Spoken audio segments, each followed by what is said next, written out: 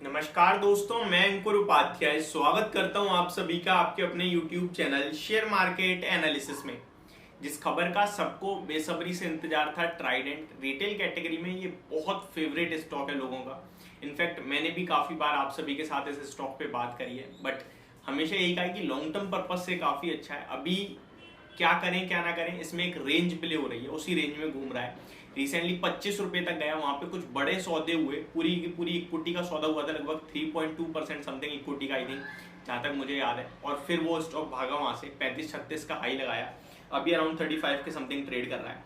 अब यहाँ पे आज के सेशन में इसके क्वार्टर 4 की अर्निंग्स प्लस डिविडेंड आना था, जो कि आ चुका है। तो चलिए स्टार्ट करते हैं और कल के एक्शन के बारे में समझने की कोशिश करते हैं कि कैसे रहे हैं कंपनी के नंबर्स और कितना डिविडेंड दिया है कंपनी ने। स्टार्ट करते हैं, सबसे पहले डिविडेंड के बारे में बात करते हैं। तो डिविडेंड कंपनी ने जो पेश करा है अपने शेयर होल्डर्स के लिए, वो दिया 36 पैसे। तो डिविडेंड आपके लिए जो आता हुआ दिखा है, एग्जैक्टली मैं आपके साथ शेयर करूं, जी हाँ, 36 पैसे पर शेयर का कंपनी ने डिविडेंड अनाउंस करा है। और इसकी जो रिकॉर्ड डेट कंपनी ने तय करी है वो 1 जून यानी कि थर्सडे, यानी कि अगर आप डिविडेंड के लिए एलिजिबल होना चाहते हैं तो 31 मई से पहले आप खरीदोगे तो आप एलिजिबल हो। वैसे तो डिविडेंड कोई ज्यादा खास है भी नहीं, समथिंग 1% के समथिंग हो गया, फिर भी है। और डिविडेंड से रिलेटेड मैं कभी ये भी कहता नहीं हूँ कि खरीदना चाहिए, बाकी आपके ऊपर डिपेंड करता है। अब आते हैं कंपनी के नंबर्स के ऊपर। तो स्टैंड अलोन बेसिस पे मैं कंपनी के नंबर बताऊंगा, सॉरी कंसोलिडेटेड बेसिस पे, स्टैंड अलोन बता के तो कोई फायदा है नहीं। तो कंसोलिडेटेड बेसिस पे कंपनी का अगर मैं प्रॉफिट देखता हूँ, तो जैसा कि मैंने आपसे कहा था कि टेक्सटाइल कंपनियां अपने रिजल्ट से पहले भाग रही हैं, और आपको याद हो तो एग्जाम्पल भी दी थी, GAEL Gujarat Ambuja export limited, Vardhman textile, Sutlej textile, ये कुछ एग्जाम्पल जो बड़ा क्रैश हुए थे अपने रिजल्ट्स के बाद। क्या इसका भी ऐसा ही कुछ हाल होने वाला है? चलिए समझते हैं। कंपनी का जो स्टैंड अलोन कंसोलिडेटेड बेसिस पे कंपनी ने जो नेट प्रॉफिट पेश करा है, वो साल दर साल 181 करोड़ से घटकर 130 करोड़ का रह गया है। घटा है बट ज्यादा नहीं है जितना और टेक्सटाइल कंपनीज के नंबर घट रहे हैं। ये चीज मुझे अच्छी लगी है। हालांकि प्रॉफिट इसका डिप कर रहा है, नंबर्स खास अच्छे नहीं दिख रहे हैं। अगर क्वार्टर ऑन क्वार्टर देखें, 144 करोड़ के सामने प्रॉफिट 130 करोड़ का रह गया है। तो profit quarter on quarter, year on year basis दोनों जगह घटता हुआ दिखा है, ये क्लियर कट दिख रहा है।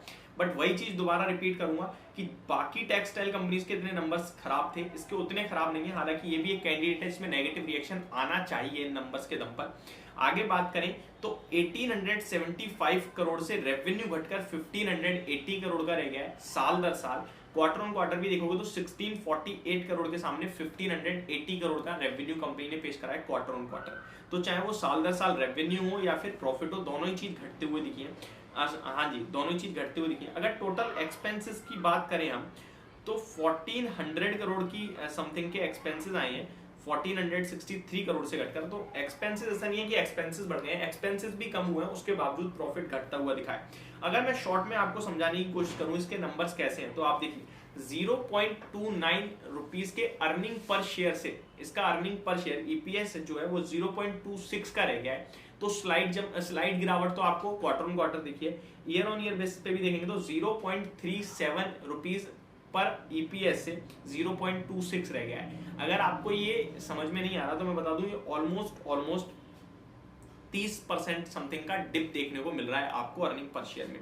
तो नंबर्स ऐसे रहे कंपनी के। अगर इसके पर्टिकुलर सेगमेंट्स की बात करें तो यान सेगमेंट अच्छा करता हुआ दिखा है, बाकी तो नॉर्मल ही है। बाकी इससे रिलेटेड आपको मुझे लगता नहीं इंटरेस्ट होगा। तो नंबर्स थोड़े मुझे वीक साइड पे लग रहे हैं, और जैसे कि बाकी के टेक्सटाइल कंपनीज के वीक थे, वैसे इसके भी वीक ही आए, तो कुछ ज्यादा नया नहीं है।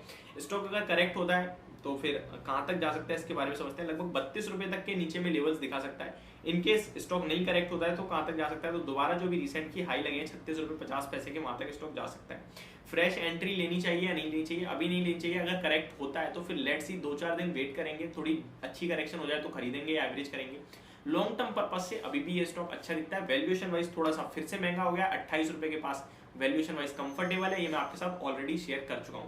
तो ये मेरी तरफ से आपके लिए ट्राइडेंट के स्टॉक के क्वार्टरली नंबर जो आते हुए दिखे, थोड़े से निराशाजनक रहे हैं नंबर्स, और कल एक नेगेटिव रिएक्शन आ सकता है, और आता है तो 32 रुपए तक स्टॉक आ सकता है। एक चीज जरूर समझ लीजिए, कल अगर गिरता है तो आपको फ्रेश बाइंग नहीं करनी है, एवरेजिंग नहीं करनी है, थोड़े दिन वेट करना है। तो ये मेरी तरफ से आपके लिए वीडियो ट्राइडेंट के स्टॉक को लेकर। होप आपको समझ और पसंद दोनों आई होगी। Thank you so much for watching this video. Have a great day guys.